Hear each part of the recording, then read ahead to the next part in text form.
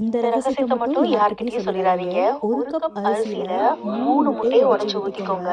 இத விட டேஸ்ட்டா, குயிக்கா பண்ற மாரி ஒரு சாப்பாடு நீங்க வேற எங்கேயும் பார்த்திருக்க மாட்டீங்க. சேலஞ்ச் பண்றேங்க. இந்த ரெசிபி எப்படி செய்றதுன்னு பார்க்கலாம் வாங்க.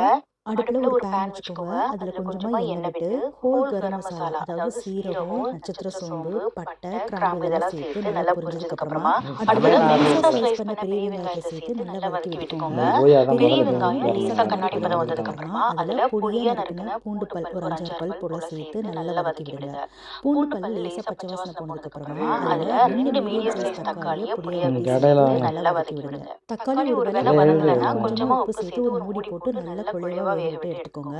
அடுத்ததா இதுல ஒரு சில மசாலா பொருட்கள்லாம் சேர்க்கணும். மஞ்சள் தூள், மிளகாய் தூள், கரம் மசாலா, காஷ்மீரி மிளகாய் தூள் இதெல்லாம் சேர்த்ததுக்கு அப்புறமா 2 உருளைக்கிழங்கு மெல்லிசா நீல வாக்குல வெட்டி சேர்த்துக்கோங்க. இது ஆப்ஷனல் தான். உங்களுக்கு விருப்பம்னா சேர்த்துக்கலாம், இல்ல ஸ்கிப் பண்ணிக்கலாம். அடுத்ததா தேவையான